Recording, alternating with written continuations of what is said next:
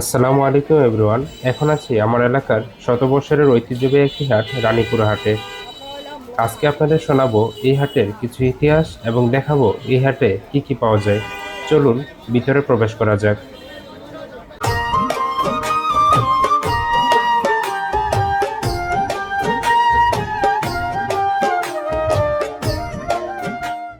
প্রতি সপ্তাহের শুক্র ও সোমবার রানীপুরার হাটটি বসে।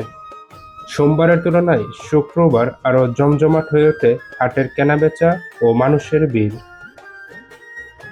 স্থানীয়দের মুখে প্রচলিত আছে, আজ থেকে প্রায় ১৫০ বছর আগে ব্রিটিশ শাসনামলে এই হাটের সূচনা হয়।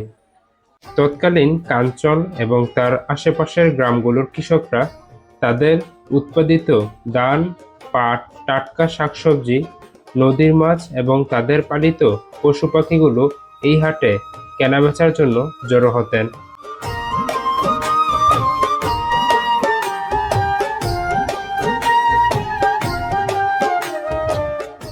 আজও অনেকটা আগের ঐতিহ্য ধরে রেখে আশেপাশের গ্রামের কৃষকরা তাদের নিজ হাতে ফলানো টাটকা শাকসবজি, পুকুর ও নদীর তাজা মাছ আর মৌসুমী ফলমূল নিয়ে এই হাটে আসেন।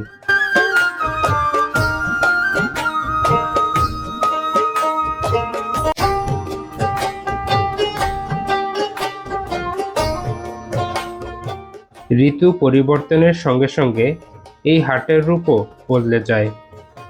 শীতকালে এখানে টাটকা শীতকালীন সবজি এবং গ্রীষ্মের মৌসুমে গ্রীষ্মকালীন সবজির প্রাচুর্যে পুরো হাটটি ভরে ওঠে।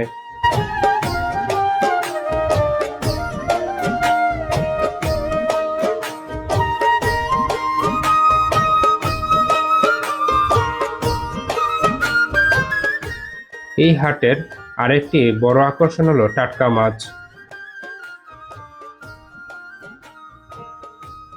আশেপাশের খাল-বিল, নদী আর পুকুর থেকে ধরা দেশি মাছের পাশাপাশি বিভিন্ন পুকুরে চাষ করা মাছও এখানে বিক্রি হয়।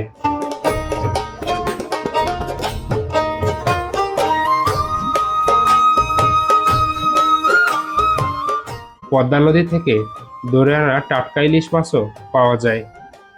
তাই মাছপ্রেমীদের কাছে এই হাটের আলাদা একটি কদর রয়েছে।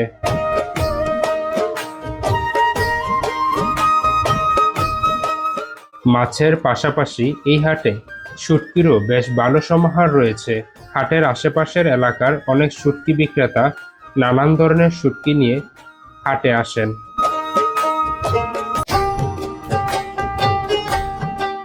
মৌসুমী ফলের ক্ষেত্রেও এই হাটের বেশ সুনাম রয়েছে। মৌসুম এলেই আশেপাশের বাগান ও গ্রামের কৃষকরা টাটকা ফল নিয়ে হাটে আসেন। কাঁঠাল, আম, আনারস, ড্রাগন, লটকন ফলসহ নানান ধরনের মৌসুমী ফলের সমাহারে হাটটি আরও রঙিন ও প্রাণবন্ত হয়ে ওঠে।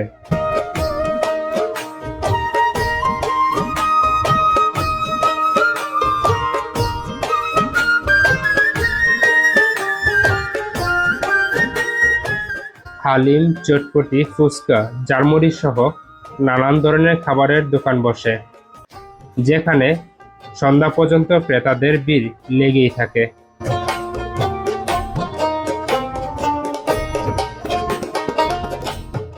রানীপুরার এই হাটটিতে এখনো গ্রাম বাংলার পুরনো ঐতিহ্যের ছোঁয়া দেখা যায়। অনেক নাপিত ছোট কাঠের পিঁড়িতে বসিয়ে খোলা আকাশের নিচেই চুল কেটে দেন।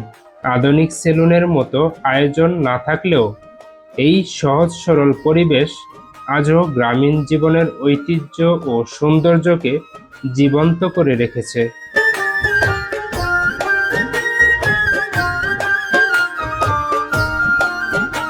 প্রিয় দর্শক, এই ছিল রূপগঞ্জ উপজেলার কাঞ্চন পৌরসভার ঐতিহ্যবাহী রানীপুরার হাটের সংক্ষিপ্ত ইতিহাস ও বর্তমান চিত্র।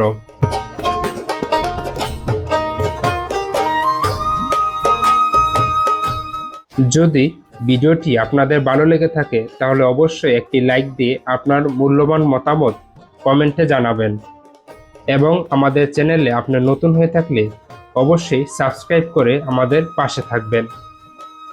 আবার দেখা হবে নতুন কোনো ইতিহাস, ঐতিহ্য, ভ্রমণের গল্প নিয়ে। আল্লাহ হাফেজ।